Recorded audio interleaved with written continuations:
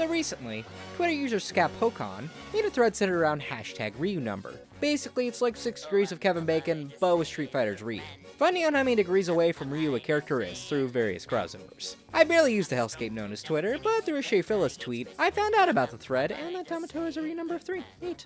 I was looking through some of the other crossovers. Some of them I've seen before, like Star Wars Indiana Jones and Lego Star Wars, Scorpion and Spawn both appearing in a Mortal Kombat game, Popeye and a Xenomorph appearing in Popeye 3, Wreck-It Ralph and... Popeye and a Xenomorph? Yeah, so apparently Popeye and the Xenomorph from Alien have crossed over. So that's a thing. After seeing that these two have apparently crossed over in a video game, to say I had questions would be an understatement. How in the absolute hell have these two crossed over in something? Popeye and Xenomorphs just seem a little too far removed from each other. Well, I didn't need to look too far to find out the game they supposedly had crossed over in, as it was listed in the Ryu number picture. Popeye 3 Wrestle Crazy? What? Why is a Xenomorph in this? And 3? This is part of a series? What is this? Well, I did some digging and kind of fell into a Popeye rabbit hole. So, let's get into it.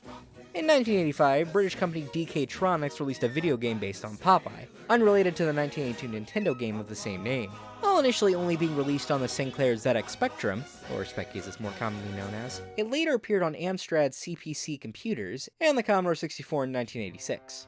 The game stars Popeye, of course, as he has to collect hearts for his sweetheart Olive Oyl, while also getting stuff like keys and spinach to help him reach his goal, all while avoiding the evil Bluto, and the Sea Hag and her nasty vulture, which is a thing in this. The game was notable for a few reasons, being one of the first cartoon games for UK computers. Additionally, it was developed by Don Priestley, who is considered an absolute legend of the ZX Spectrum. He created many highly praised Speccy games, such as 3D Tanks, Maziacs, Trapdoor, and many, many others. He was an amazing game developer, and this game provided many challenges he had to overcome. After they got the official King Feature Syndicate rights to Popeye, they were told Popeye had to look 100% accurate, basically, with the right colors, clothes, tattoo, and pipe. This was a pain, especially with having to figure out how to make this huge sprite work in a gameplay setting, while also making sure it didn't clash with the background. But he pulled it off. The game was extremely impressive visual-wise, with it being super bright and colorful, while also being able to faithfully portray the characters. While the game was praised heavily at the time, however, it has certainly shown its age. The main issue with the game is its speed. From what I've played, the game is super slow. Like, super slow. It takes forever and, well, not in a really good way. And this isn't even just an opinion for myself. The game programmer Don even described it as grindingly slow in a May 1998 interview, saying it was due to some technical issues I can't really understand, which were fixed for future games by him.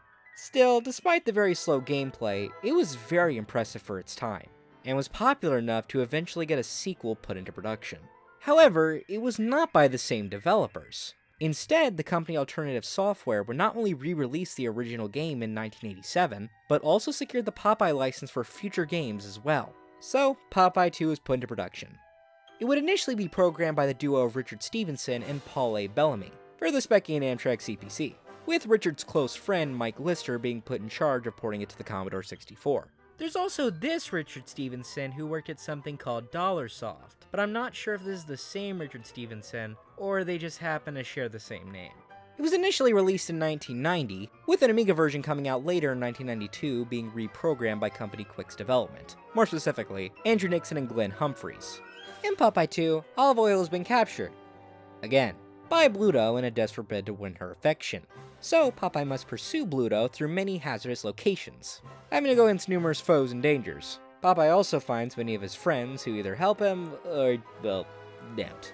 This game, despite being way less visually impressive, seriously Popeye is see-through, it's a much faster platforming game. Additionally, it's a bit more cartoony as well, with anvils dropping, springs all over the place, and barrels being abundant. Its faster gameplay does make it a lot more enjoyable, but it can be frustrating with the constant falling objects and various springs in places. Still, it was clearly coded very well, and is overall a pretty okay platformer.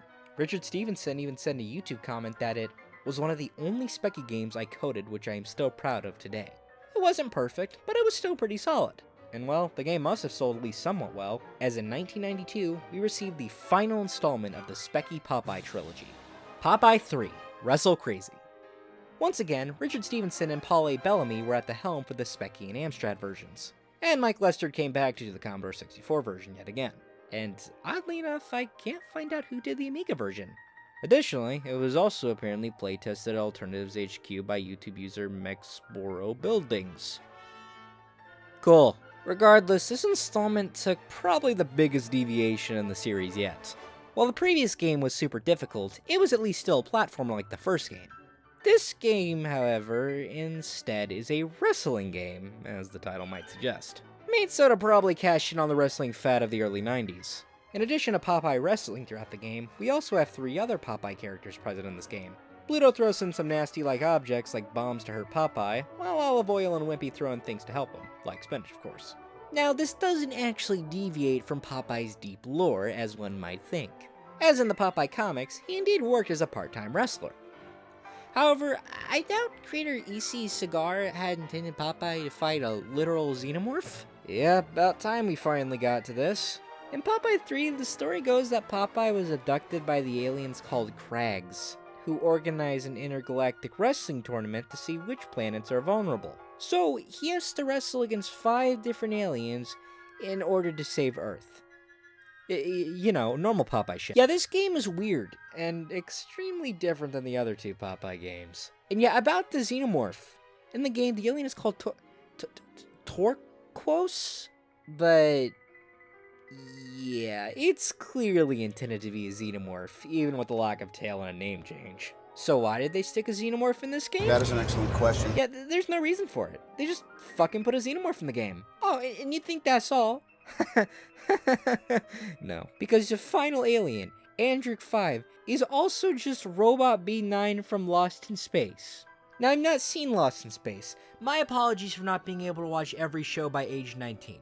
But, like, why? They not only put an unauthorized Xenomorph in the game, but they put an unauthorized robot from a British sci-fi show in the game? Why? There's nothing to do with Popeye. And no, I don't think these were authorized. In fact, the Amiga version doesn't even feature these designs, it just makes them generic aliens. So I don't get why they didn't just make original designs in the first place? Like, why didn't they? Then again, the visual of Popeye fighting a Xenomorph is pretty great, and does in fact make this the best fighting game of all time. Now I gotta be honest, I actually couldn't play this one, as the only copy I could find that would emulate it led to some interesting results. But in general, I've seen some pretty mixed reviews for this game. From around the time it was released, Sinclair User Magazine gave it a good review. They gave it an 84 perfect, calling it better than its predecessors due to the fighting game aspect, along with it being pretty difficult. Sinclair additionally gave it a 2-page preview, a demo, and even a poster to advertise the game. So I know it may sound crazy, but I think they may have been slightly biased. I did find out that apparently in every part of the world except America, Bluto is called Brutus. Sorta. Due to some copyright confusion in the 1960s, Bluto was briefly reinvented as the character Brutus. However, after realizing that all the copyright concerns were pretty much invalid, especially since he was created for the original comic strip, his name in most projects reverted back to Bluto. However, in some of the early video games, and apparently in a few other countries, they decided to keep the name Brutus. They are normally considered the same character, except for one 1988 Ocean comic, where instead they are considered twin brothers. Weird. So this doesn't have to do anything. Let's just go back to Popeye 3 now. However, modern YouTube reviewers and players seem to have more issues with it. Especially saying how a lot of the game is more about wiggling your joystick in order to get out of holds with the aliens and fighting them all that much. Especially with a huge lack of move options. It's pretty limited. The graphics are pretty nice, however, especially with all the colorful aliens in the background spectating and moving. Regardless, this would be the last of the Specky Popeye games. Alternative Software would also put out a collection of all 3 games in 1992, the same year as 3. And that's basically the end of the story for the Specky Popeye games.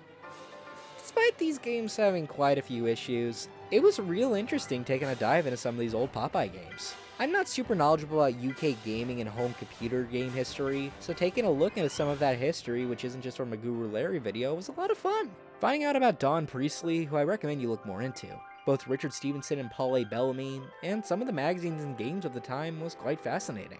especially since each game did add something new to the Popeye games. Popeye 1 had extremely gorgeous and impressive graphics. Popeye 2 helped speed things up and make it overall a more solid game. And most importantly, Popeye 3 gave us Popeye fighting a Xenomorph. And really, what more could he ask for out of a trilogy? Anyways, this was just a quick vid I wanted to make before I went on vacation. I got a few big vids in the works which I'll hopefully be completing within the next 2 months. In any case, I've been Groovy Jake. Make sure to like, subscribe, and hit that bell icon if you enjoyed the video. And until next time, stay groovy.